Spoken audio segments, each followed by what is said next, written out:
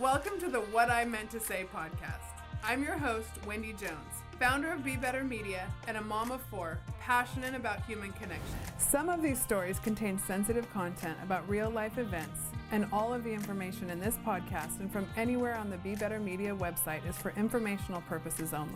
If you find that you need help, which we all do from time to time, please reach out to a licensed professional for help. Mark Ryall is the author of Age-Decoded and Run Daughter, Run Father, a book he wrote with his daughter about the experience of developing a love for sport and some of the challenges that we encounter along the path.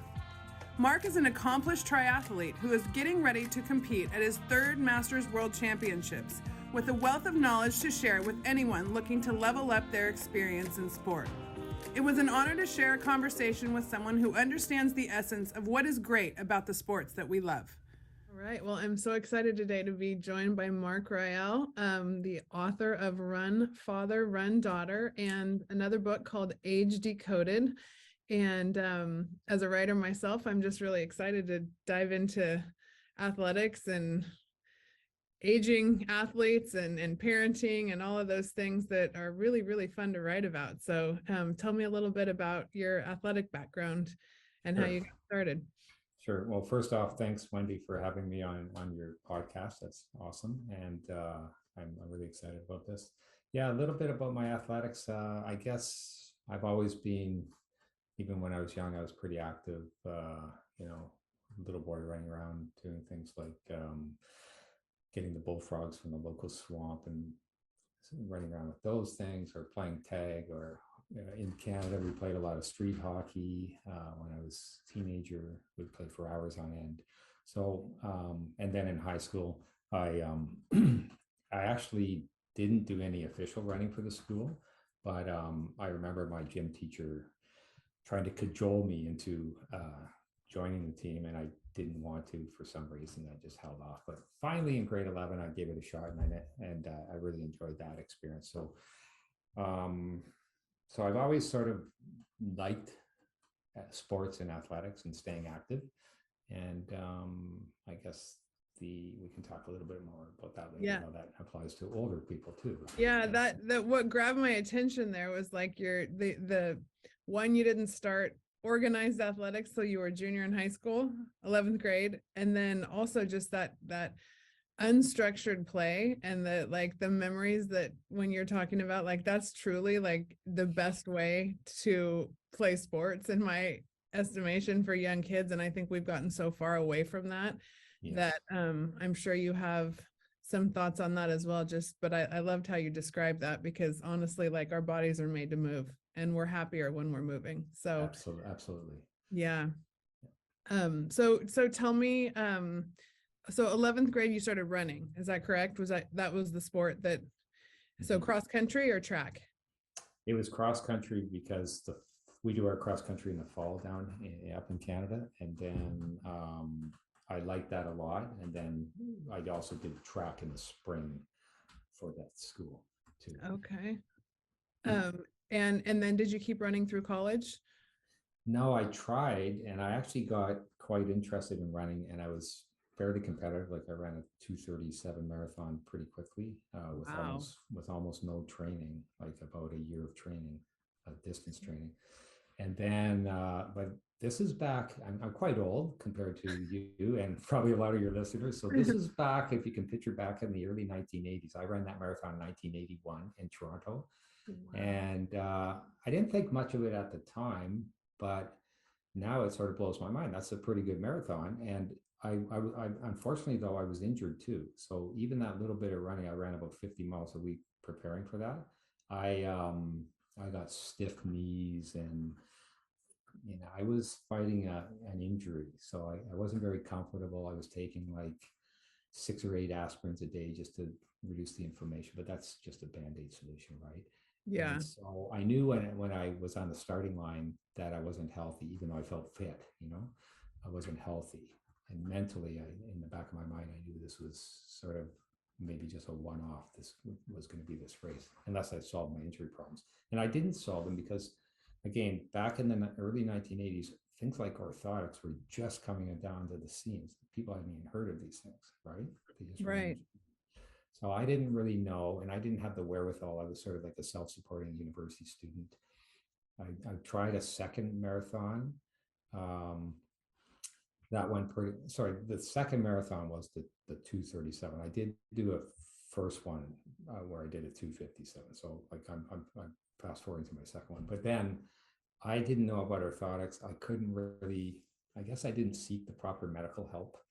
And I tried to grind it out for another year or two, but the knee stiffness never really went away. And now here I am, 40 years older, able to run as long as I want, as far as I want, just simply because of I've got proper shoes and orthotics.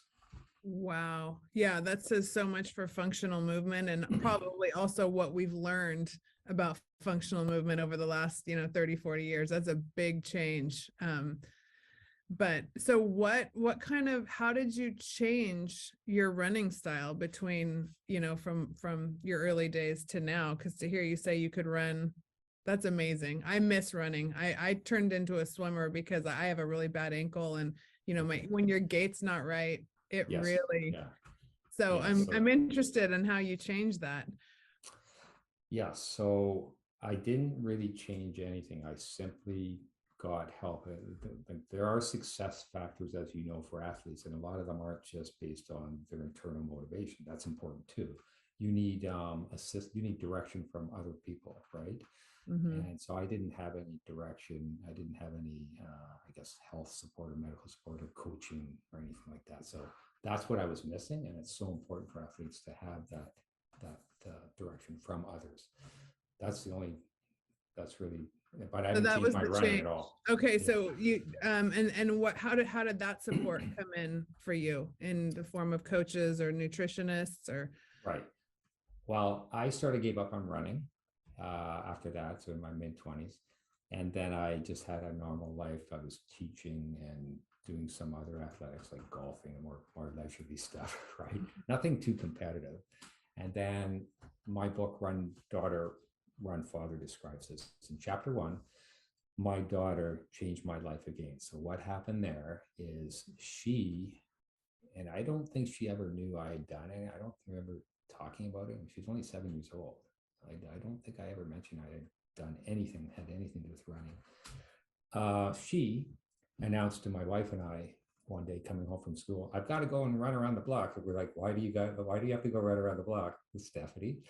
And she said, there's a race coming up in a couple of weeks in our school. We trained, we're going to train a couple of days a week and get ready, but I want to do a little more, right? And one of my eyebrows went up. I thought, whoa, that's interesting. How many 7-year-olds want to do this? Like, it's probably, 7-year-olds run a lot, let's face it, right? That's good. They play soccer, they play Absolutely. games. But this idea of structured training and trying to get better and get ready for a race, I thought it was crazy. So, however, we weren't going to hold her back. So I found I was now sedentary I'm now 45 years old. So 20 years of doing no running, not even thinking of getting back into it.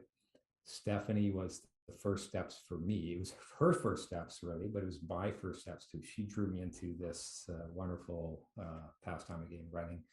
And so that's why I call it Run Daughter, Run Father. The daughter initiated and the father followed. It's not like a parent trying to get some kid or child of theirs to do it. It's the opposite actually happened. And it changed my life completely. I then got into running again. I'm now into triathloning. I did a lot of running coaching, which I love so much. And I also coached and trained with my daughter, Stephanie. There's a lot of discussion about that in the book. Yeah, I think that's so inspirational. And I'm such a big believer in generational learning, but I also know that it goes both ways, right? And they can be such an inspiration to us. And especially when they're, our kids change our lives in ways that we'll never even, you don't see it coming. And then it's massive. These shifts are so incredible. Yeah. So, did you guys start running together then? We did. So you can imagine that first time we ran, or the first year or so, she took about 2 or 3 times as many steps as I did. Right? Yeah. But we're going around the same pace. And for me, it was very slow. It was easy, right? Even though I was 45, it was pretty easy. And, but within a few years, that changed dramatically. She's a very talented runner. So by the time she was 12 or 13, and now I'm 52, she's faster than me already. Like I'm now that's my hard run trying to keep with her moderate run, right? It's all flipped over already. And now I don't even think of running with her. I don't do it unless I have a bike. I bike with her because I'm 63 and she's 24. She's very fit, training in the with her universities, and I've just slowed down naturally, right? Yeah. So do you and so she continued running all throughout and is still competing at the university level. She is. Now she just lost her eligibility because she's done 4 years at university. So she is now sort of a free agent just as of this year. But she's already done some trail running. She's thinking of doing a marathon. And she had a very successful track and field season in the spring on her own. But she loved the university running. She did 4 years of that. And so she's now at a phase now where she's going to be exploring some other things. We'll see what happens with her. That's really cool. So the push never came from you. It was always coming from her. No, in fact, in the foreword to my book, she writes the foreword. I wrote the book, Run Daughter, Run Father. In the foreword, she makes it very clear that we butted heads on some issues. And the number one issue we had was she always wanted to run more races, run faster, train harder, do more mileage. And I was always sort of not getting in her way, but limiting to her, pulling her back and reining her in and worrying about that effect on her. Were you worried about long-term injuries and also maybe mental health as well? Absolutely. The whole thing, overtraining, stressing out, burning out, injuring.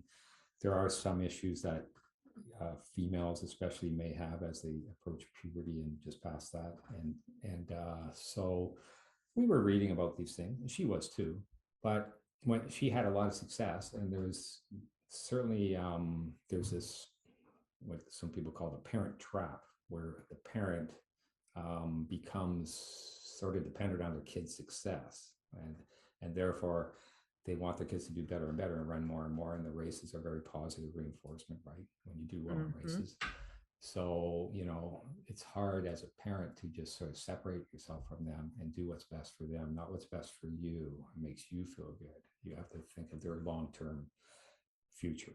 Absolutely. That is a huge one. How do you think you were able to separate that? Because with your love for running, I could see, my kids play volleyball. I love volleyball. I have felt that and also been able to, take a step back, and it's a big life lesson to know, like, it's their path and we have our own and they have theirs separate from us. But how do you think you were able to separate that? It was tough. Like sometimes we literally got into arguments, like even on a workout. Okay, Steph, you're going to try 4 or 5 of these intervals. And then after interval 5, she's like, I'm going to do 2 more. And I said, no, you're not. And there were a couple of times where she just took off and did the 6th interval. I can't stop her. Right. Right. But, then I would probably say after that, you shouldn't have done that, or you're going to be careful, watch it. We planned on 5 workouts. So, we had those sort of short-term arguments. And then I'd say, especially when she was 10, 11, 12, 13, in that range, where I was really coaching her before high school, before she had true coaches that could really help out. I was her main coach. So that's when we had a lot of that tension. And she would read about girls in the United States, like Alana Hadley and Brasserbets, I think her last name was. Alana Hadley, for example, was running marathons as a teenager and doing like 300, 400 kilometers per month and publishing that for everybody to see. And we were tracking Stephanie's mileage, and Stephanie was doing like 25 to 30% of that. Wow. So she's thinking, well, can I do half of what Alana's doing? And so, and there was even a girl up here in Canada who, I'm just trying to remember her name now. It's a while back. Anyway, who was doing very well in the races and running an awful lot. And then she became injured, actually, that young lady, unfortunately. And even more recently, Mary Kane in the United States, who was an incredible runner, but she ran into problems with osteoporosis and underweight and overtraining. And she's published articles about that now, lamenting how hard she pushed herself and maybe and she still maybe has a future ahead of her, but it's going to be tough for her. And even in Yeah. the UK, had a runner there too. So it's, we were reading about all that, and it's so tempting, right? Right. Especially But when you're feeling good, but knowing where that line is, and you often don't know it until you hit a point and then you're nursing an injury, and having that restraint to be able to pull back when you are feeling good. It's a hard thing as an athlete. I mean, I've been a master swimmer. We also have a course that we've created here that all about the female hormone cycle. So when you're talking about female runners, learning how to maximize your athletic potential with your hormone cycle, the way to add nutrition to that and be conscious of the times that you can get more, we're more prone to injury at certain times of the month. There's so many things coming online now that we, haven't always honored in the past. And yes, this next generation of athletes has a lot more at their fingertips than we did. But, in the end, the buck stops with the athlete, right? And it's that's like right. knowing when to stop, because most of us are very hard charging and we know how to like push through pain. But Yes. sometimes that, you don't realize the damage that you're doing. So, but it sounds like Stephanie, I mean, is going on a lot. I mean, if she started running at 7, like you guys have figured something out, because, and I want to hear a little bit more about your book and how, maybe what it is that you hope people will get from the message in your book. Yeah. So lessons like that, like avoiding the parent trap. An associated issue is that running, maybe unlike some other sports, admittedly, but running especially is a late specialization sport. So you don't even have to run in early or even in high school to become a world-class runner. You don't have to do that. There's lots of time to develop and to really push yourself. So late specialization sport is a big discussion about that. And there's a lot of information in my book about injury, avoiding injury and overtraining, and then also recovering from injury, like concepts such as renewed neurotic disequilibrium, which is that's not my term, but that idea that you're coming back from injury and then you push even harder because you're trying to make up for lost time. So you end up in this renewed neurosis of disequilibrium. And that's really important, that idea that the athlete who's so motivated can be too motivated, and then they can lapse back into that problem of injury again. Yeah, that is interesting. That's interesting. That baseline, kind of having, what is that? Maybe having a feeling for what your baseline is, or having to reestablish a new baseline, right? Right. And not be frustrated with wherever you come back. Yes. And then concepts of how to make training less mundane. So I have a whole chapter on how to spice up workouts. So some of the fun workouts we did, like just ridiculous workouts, where you're running, but you're also having a ton of fun doing it in unique ways.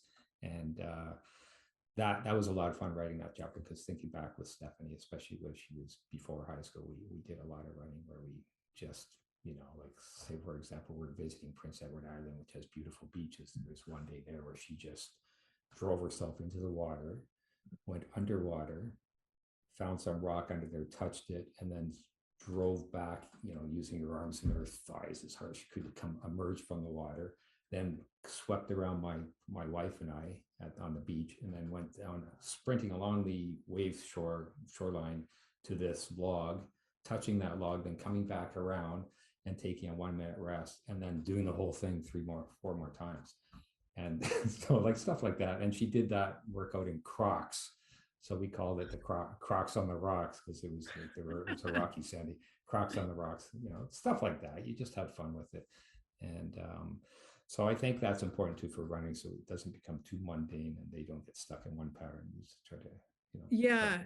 As a runner, are you, when you describe that Crocs on the rocks workout, like, do you think it's important to not always be doing things for time?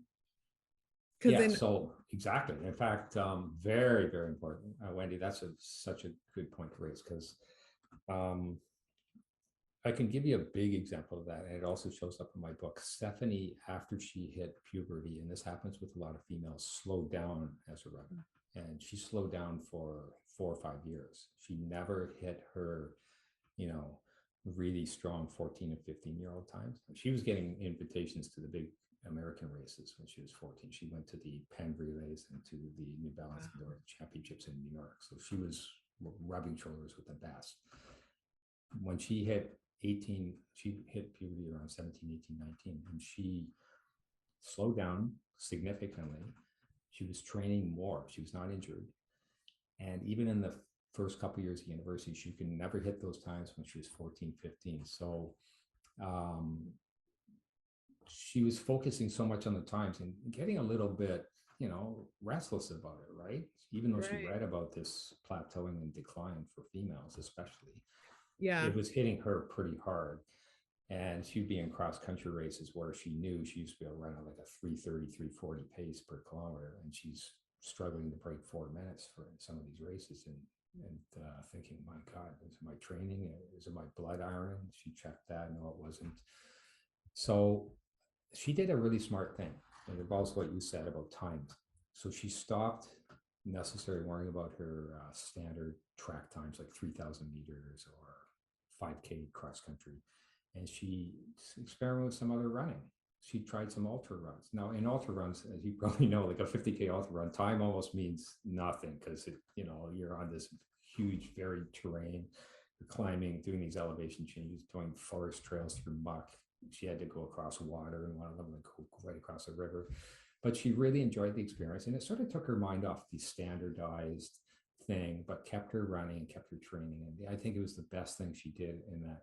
She did that in the last couple of years of university till now.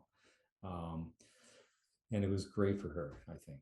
Yeah, I love that as like a varied workout, because I do think that's so important. Our bodies, no matter how trained and toned we get, when we get used to something, the other thing that you could get from that is just like, we always need to switch it up, so I can see the dual purpose of doing that. And those races, those like, I don't know what you just called it, but like Tough Mudders, or when I see those around here, I'm like, dang, those are some rigorous, really tough things to train through, and trail running and all of that stuff. I have a friend that broke into the triathlon world like you have, and I used to just watch her workouts and be like, wow, it's intense. Yeah, it was fun to watch. Her first trail run was a 50K event in Blue Mountain. Blue Mountains had huge elevation change. I thought I thought in my back of my mind, you're not even gonna finish this, because this is more than a marathon, and it's not on the roads. This is not a joke, right? Yeah. And so they headed off in the morning with lights on their foreheads. Yeah. And there were about 50 of them, and I thought, right. And it was a bit of a different subculture too. This is not like a track race. These people are fanatics in a completely different way, but they're great athletes and very interesting group of people. She was the youngest. In fact, she was illegally young. She went in there. She was not supposed to be in that race. I think she was only 18. They're supposed to be 19. So she didn't tell me. Anyway, she snuck in the race. I didn't want her going in it, and she finished that race. I could not believe it. She did not hit the wall. That's amazing. Every checkpoint she went to, they kept telling her, "You're going too fast. Slow down." But eventually, when she hit like the 30K, 40K, they said, "Wow, you're doing really well, right?" And so, and they realized she was for real. And I was very proud of her after that race. Such a cool feeling as a parent. And I know you've done some pretty intense. I know you compete at the masters level. Tell me a little bit about your masters competitions that you've competed in and qualified for. Yeah, so now I do, and this is another side of the book, is for older runners.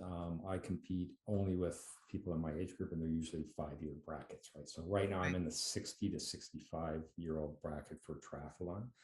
And that's nice, because you sort of almost get to know all the people in your grouping, at least in Canada.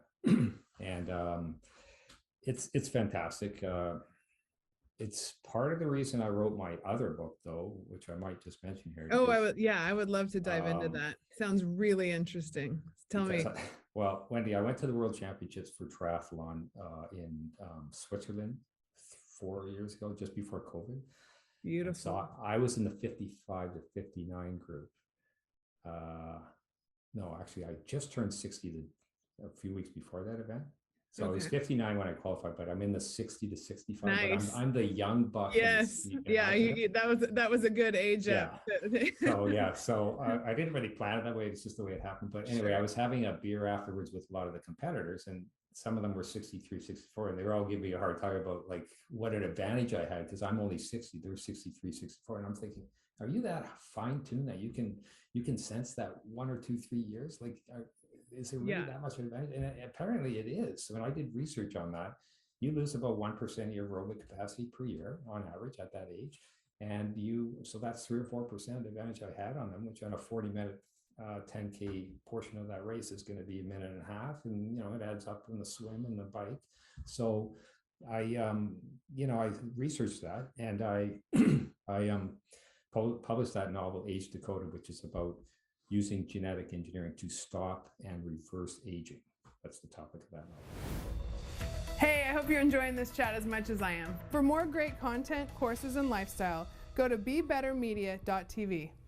Oh, fascinating. Okay, and I hear you calling it a novel. So are there scientific? So did you dig into the science of how to do that? Yes, very much so. Yeah. Okay. Tell me a few of the interesting findings that to entice people to go find your book. Yeah, well, there is, at first I thought it was a joke, but it's not. There are a lot of very top-notch researchers for example, in genetic engineering right now.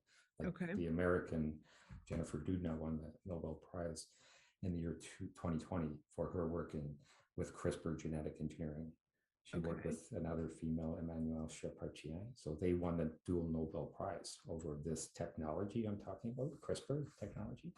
And there's a couple of Harvard researchers, George Church at Harvard and Stephen Horvath.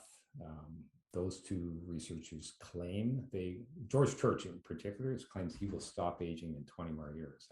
I'm not necessarily agreeing with him, but they're already experimenting on dogs and mice, and Stephen Horvath claims he's already reversed aging in some of these other species. So they work with the DNA. They either edit the DNA or they change the what they call the epigenome, which is the material around the DNA, which is how the DNA expresses itself in a human. And they're very serious researchers who claim they will eradicate what they see as the disease of aging. Wow. And I mean, so DNA, and then that kind of translates to cellular health, I would think. Is that? Yeah. And then the things that we can do to, There's lots of things that we can do, good and bad, that could come out of this. And that's part of the novel, showing like, okay, this is great, everybody. So they invent age-decoding in my novel, stop aging and even reversing. So a lot of people go for it. Why not? Especially older people. Yeah, it's no charge, takes 20 minutes. The government offers it. So I'm going to reverse age. I'm 75 years old. I wouldn't mind being 45 again or something. So they go for it, and it works very well. So currently there's a lot of research, and actually very exciting research on things like cystic fibrosis, Huntington's disease, depression, Alzheimer's, which all have genetic links. And things like depression and chronic illness, they are psychological. Yes, they have psychological ramifications, and there's maybe other things involved like your environment, but there are strong genetic underpinnings to a lot of these conditions. So they already have, for example, there was a lady in the United States who had sickle cell anemia, and they extracted her blood. They altered it using this CRISPR technology. This was a couple of years ago. And then they reinfused it, and she no longer has sickle cell anemia because they altered the genetic code of her blood. Wow. Where is this CRISPR technology available? Pretty well everywhere now. Like most genetic genomicists and genetics labs have that technology, and it's very powerful. They're using it to even on other species. For example, mosquitoes in the United States. I think it's is it Irving, California, Irving. Is that the name of the college? Oh, Irvine. Irvine. Yeah. Okay. UC Irvine. Okay. You say Irvine. They have a program which is to to change the genetic code of, I think it's the female mosquitoes down there, which cause disease. And they've Okay. already implemented this, like this is already happening. Wow. And they've used it for crops to increase crop yields and whatnot. But the idea of using it on any living species, especially humans, is pretty potent. I think it's going to be a tsunami coming up with genetic engineering. So that's why I wrote that book. But it tied into athletics because I was thinking about aging and reading about stopping aging. So that's how it tied in. That's actually how the two books tie in, right? Is mortality, getting the most out of your life, if you're mortal, and will we always be mortal, and athletic performance. How do you think, so there's always the idea as athletes that we want to perform the way that we did, and you slow down or you have injuries that aging gets the best of you. Like, how do you think you can stay, minus the regenerative medicine route, yes. how do you think that you can stay content with a long-term athletic career like the one that you have? Well, the age groupings definitely helps. That keeps you not worrying about the young bucks out there and the professionals, right? So I think that's the number one thing. And then also, like, from maybe some of your listeners who are just thinking of getting into sports and they're middle-aged or older, it's a fantastic way of adding to your life, physically and mentally. Athletics is just so positive on both fronts, so it's never too late to inject that into your life. Yeah, I love that message. And people don't realize that it's not just the competition, it's the like-minded people that you're around, it's the community that you become associated with that meets up for coffee after they run or after they swim, or and then you realize that I've talked to a lot of professional athletes, and I've done a lot of masters swimming for me, but you realize, I tell them, I'm like, for me, that's my downtime. Like, the pressure that you guys put on yourself, like the pressure for me is outside of sports now. And then I come to this for my, yes, there's an evolution and something you're striving for, but it is also, that's where the pressure's off almost. And I love being able to flip that switch. And then 2 of my kids have played college athletics, and I tell them, I'm like, I know that you can navigate this road. You're in the university system, you've got coaches and trainers and people that are taking care of you. And I look at them and I go, but I hope that when you're 50, you still love playing volleyball as much as I do, or swimming as much. Those things, because people don't realize they really are lifelong gifts, no matter what level you compete at. Yes, it's those relationships that you gain. It can be lifetime, and it can extend your life if you don't overdo it, right?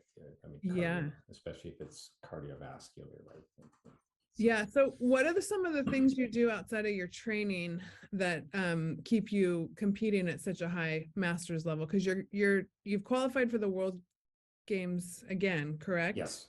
I'm going to Spain in 2023 September.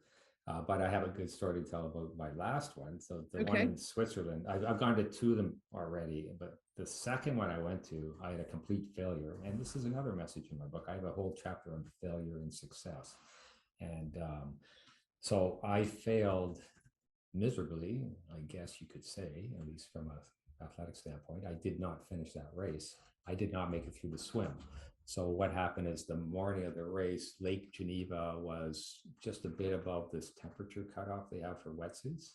So they didn't allow wetsuits. I'm one of those swimmers who's really depends on my wetsuit to be buoyant. And I've done most of my training in a wetsuit. I never thought Lake Geneva could get above 22 degrees. It got above, I don't know if it's global warming or what. Oh my gosh. So me and a lot of other athletes were in trouble. And of course, the morning of the race, it's windy and wavy. And it's not even an out and back course. It's like into the wind and into the wind more and into the waves. And I'm thinking, oh my God, I don't need this, because it's 1,500 meters I have to swim. And I'm with the wetsuit. I think I could have done it. I didn't make it. Oh yeah, you're giving me the chills. Like that's tough. Yeah, that's really tough. So I did underwater, I did dog paddle, I did side stroke, I did a little more, like front crawl. I did everything I could, but after about 6 or 7 meters, rescue me, please. And actually, ironically, there weren't even any rescue boats in sight, which I've never seen in a triathlon. This is the World Championships. I looked around, I did like a 360 in the water, think, okay, now I need my rescue boat. Where is it? Right. And because I can't swim anywhere. Like I can't go back. How long did it take them to get to you? Well, luckily I spied a boat about 200 meters back. So I made this decision. Are you going to kill yourself and try to keep going forward to that buoy, which is like the 2/3 way buoy at 1 kilometer? Or are you going to go back to the rescue boat? And I went back to the rescue boat and I made it back there. They scooped me up. They put one of those aluminum foil blankets around me and I was all comfy and shivering, even though apparently the sweatsuit rule is supposed to keep you from overheating. I was shivering. So were a lot of other people on the boat. And then they took us back to the beach where we started the race. We were all pretty dejected, so there was some small talk between us. Anyway, I get on the beach. I've still got this aluminum foil thing wrapped around. You can just see my face, but that's about it. Everything else covered with this silly aluminum foil thing. And then I walked along the beach. My wife was waiting at the finish of the swim, which is about a kilometer along the beach. So I walked along there to and I thought, and then I saw her perched on a rock, looking out on the water. Wait, where's Mark? We had most of the swimmers have come in by now, and there's no Mark, and she's looking out there. So I snuck up behind her with my foil thing on, and I tapped her on the shoulder and said, "How's he doing?" And she looked, "Oh my God, how's he doing? Oh God!" So we had a bit of fun with that, but yeah. So take me back when you're in the water. I mean, what's the physical feeling? I mean, because were you starting to panic? I mean, being in the water, people don't understand, like they do the swim first because, right. You can't be exhausted in the water. The repercussions are huge. So what was your mindset and how was your body feeling? There was about a 5-second period there where I thought, are you going to risk your life and keep going forward? Or are you going to do the right thing? Luckily, I did the right thing. Yeah. It really was a serious situation, probably more serious than I thought in the heat of the competition, right? Yeah. And I didn't realize there weren't, usually in a triathlon, they'll have a rescue canoe or boat every 50 meters along the road or within it, like they're there all along and you almost run into them. Like this one, for some reason, I don't know what happened. So it was a serious situation, but luckily I did the smart thing. And anyway, so failure is not final, as Churchill said. He said success is not final, failure is not fatal, I think he said. So it wasn't fatal. That just drove me to, we had fun in Switzerland, my wife and I. After that, we had a good vacation. And then COVID hit, so I couldn't do much for a couple of years, like a lot of people in sports. But now I'm very motivated to go back to Spain, which I just qualified for. And I'm ironically now the old guy in that group. I'll be 64 at the end of that race. Yep. What goes around comes around. Yeah. But here's a funny thing too, Wendy, you get a kick out of this. They just passed a rule, the International Triathlon Union, that you cannot ban wetsuits for anybody over 59 years old. Oh. In one of the races anymore. I could have used that rule 3 years ago. No kidding. Well, see what you taught them. You and all the other guys that were having the small talk on the beach, they had to reconsider. That makes sense. Makes sense. So what are some of those other pillars of health outside of training that you think are really important for aging athletes? Well, I can't say I'm very careful with my diet. I eat a lot of junk food, but I burn that off. But I do eat enough vegetables and I have some meat and a variety of things, but I top it off with a lot of high calorie, very bad junk food, chips and cashews and red wine and whatever, all that stuff. So diet wise, I'm pretty standard. I'm not, vegan or anything special or whatever. Okay. How about sleep? Yeah, sleep I'm pretty good with. I mean, as you get older, you actually sleep a little less. So I get my 7 to 8 hours though. And so that's good.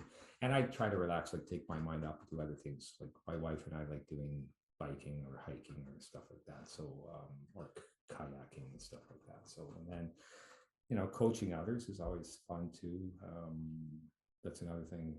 Middle age or older people, if they get into something, then they end up coaching it. Like sounds like you're doing a lot of coaching, Yeah. right? So that's another fantastic way to indirectly be involved with something without being the athlete. So, and I do other sports. I've recently taken up snooker. I don't know. They play much. Tell me, okay, what is snooker? Snooker is like pool where you're trying to hit the ball into the pocket with a, Okay. the cue. How does it differ? How does it differ from pool? Snooker is it's more of an English game on a larger table. It has the red balls and the colored balls. Whereas pool, Okay. I think in the United States, you play a lot of pool, which is the smaller tables with the stripes and solid balls. Yes, exactly. And it's actually more popular even in Canada, where snooker is the old gentleman's English game, although apparently it's exploded in China. So this is very interesting. And how did you get started? One of my friends who I golf with mentioned, let's go play a bit of snooker. And I thought, okay, let's give it a shot. So that's a completely different, it's not aerobic. It's not, right. You don't have to be if you're alive, you can play that game. You don't have to be in any shape whatsoever. You can be overweight or whatever. But it's very mental, but it's very technical too. So I've enjoyed that challenge as sort of a completely separate thing. Yeah, I'm a big believer that, learning and growing and continuing to compete is the key to longevity, and those feelings that we have when we're younger, like if we can figure out different ways to replicate them, if you can't do something else, like if we can shift that. I mean, I did that from running to swimming and I'm a big believer that once a competitor, always a competitor. So absolutely. Yeah. Swimming is great because my wife and I can share that. We actually now is taking swimming lessons. I should have tried this 5 years ago. I always hear people that get into triathlon and they say, oh, that swimming's what makes me the most, is the hardest. And I grew up swimming. I love the water. And so I always think like that would, for me, that's my easier route. But how did you start training yourself for swimming? Yeah, so when I had that failure and did not complete the marathon, the triathlon, I decided, maybe you should take some lessons so that if this ever happens again, they don't allow wetsuits. You can at least finish the race without a wetsuit. So there's a fella up here, Matt Reed, who's a superb swimmer, and he's the triathlon owner up here for the Hamilton triathlon team. He took Lynn and I in for his small group lessons. And well, right away, he said, what do you like? I showed him how I swam without a wetsuit. And he said, Mark, like your legs are working against each other. Like you're completely doing this wrong. Kick this leg, relax the other leg. Kick this leg, relax the other leg. You're like, and your legs are fighting each other and you're going backwards almost in the water, So, so he right away, within 2 weeks, I learned how to swim without a wetsuit, at least, to a certain extent, without burning up a bunch of energy and going nowhere. And, energy conservation, right? And mechanics, they're huge because absolutely. You can exhaust yourself so quickly in the water. Yeah. So that's what I was doing at Lake Geneva, right? So anyway, so I don't even know how I made it 500 or 600 meters there.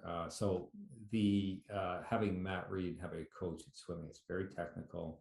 And it's much more technical than running. Running is almost a pure physiological sport. There's almost no skill at all involved.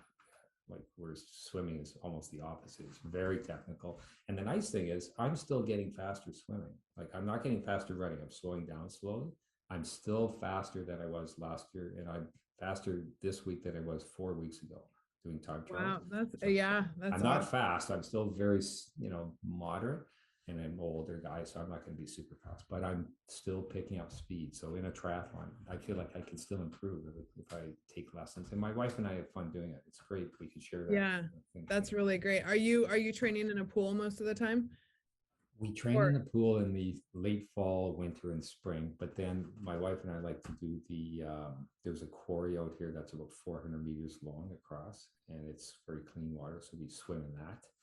And then we also have a conservation area, which has an artificial lake, Christie Lake, which is even bigger. So we like to do the open water swimming too. Yeah, it's important when you're competing in triathlon. That was one of the things I learned. I did a peer-to-peer race with my daughter, and we trained. I was a pool swimmer, but she had been an ocean swimmer, and she's like, oh, I'll help you, mom. Like, we can do it together. And met a bunch of cool people, trained a bunch, did the peer-to-peer so many times. And then the morning you come out to do the peer-to-peer, the ocean was just gnarly. Like, it was like the craziest day. Like, oh my gosh. So yeah, that open water training is so much different than than pool training, and really important. Very important. I answered a question on Quora about that. We have a site called Run Free on Quora, which we've just kickstarted the last while. And, cool. We'll put that in the show notes. It's doing pretty well. Like, we've got almost 1,000 followers pretty quickly. And that question was asked, like, do you do open water swimming to train for triathlon? Do you need to do that? And I'm like, there's so many things that are different. Like you mentioned, the waves and the wind or whatever.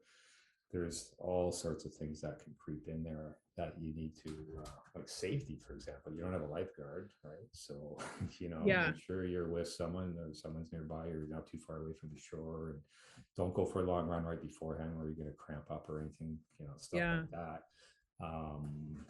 Just there's so many things that are different, but it's so important to do it. So, yeah. So you still, for all the miles that you've put in, do you still get runner's high?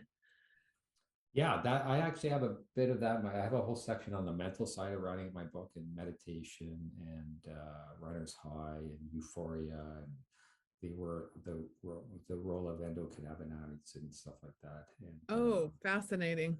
And so that question, I asked my daughter that question, and she claims never to get runner's high, and some runners don't. I do. I think I got it more when I was younger, though, where you just like in a state of euphoria after a 20-mile run or something, and you feel amazing, and whatever it is. I think back then they thought it was endorphins, but now they're circling the wagons on endocannabinoids as being the actual. Which is, if you look up that chemical, it's the body's way of reacting to energy usage and then building back stronger after. And it also has mental and physical effects. So this is the mental thing, like that feeling of. So I got runner's high or some other.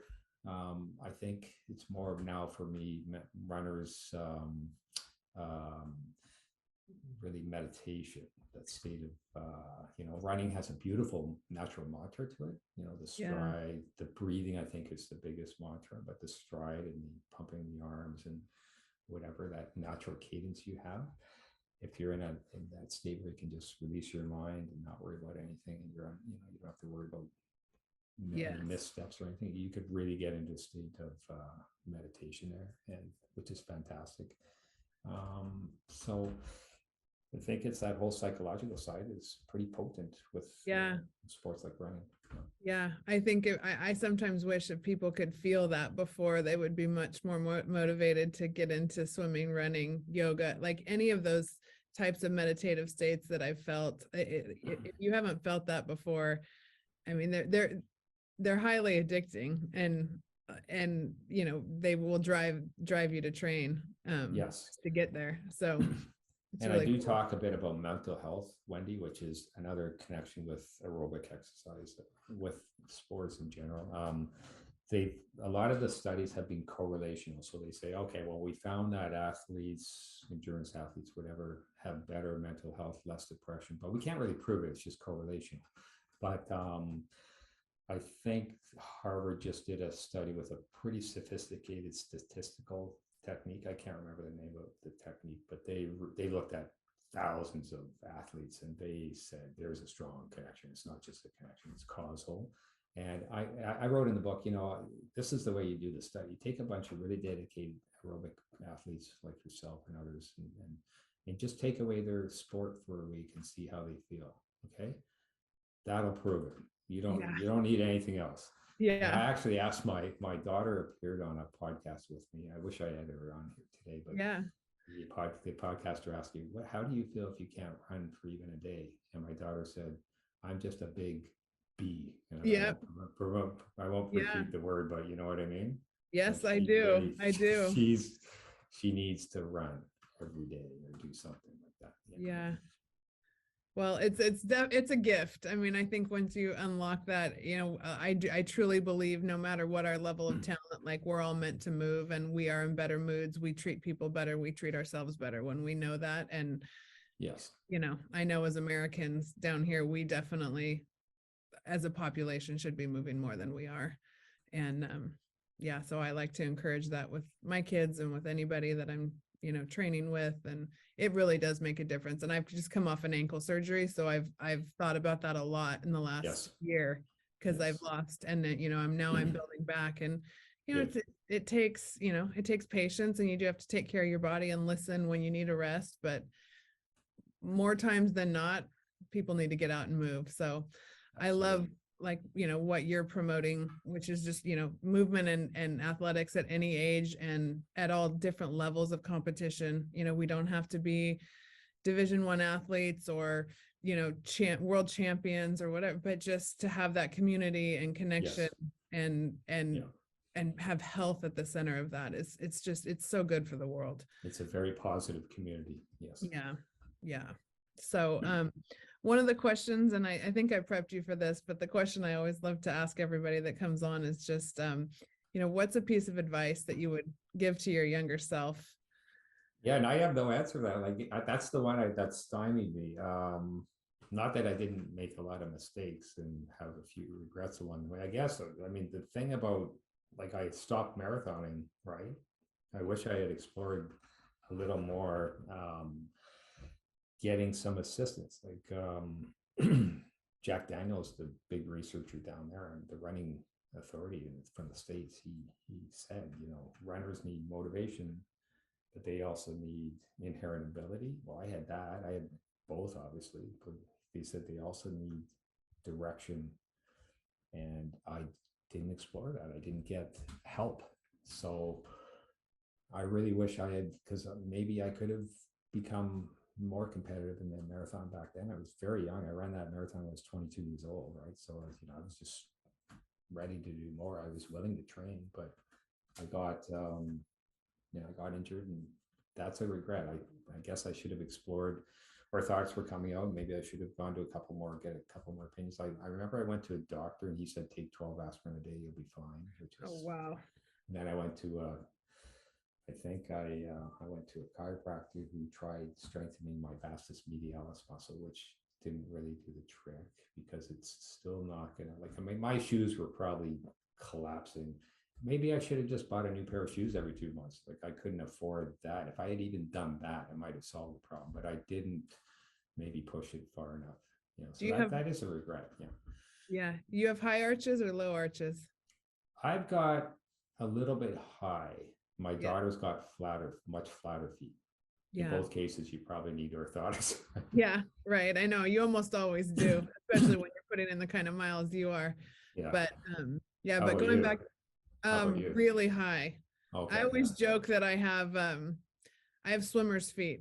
I have crazy plantar flexion, no dorsiflexion. Okay, yeah. And a million sprained ankles, especially on my right. So, I loved playing hard court sports, but I'm better off in the sand and in the water. Right.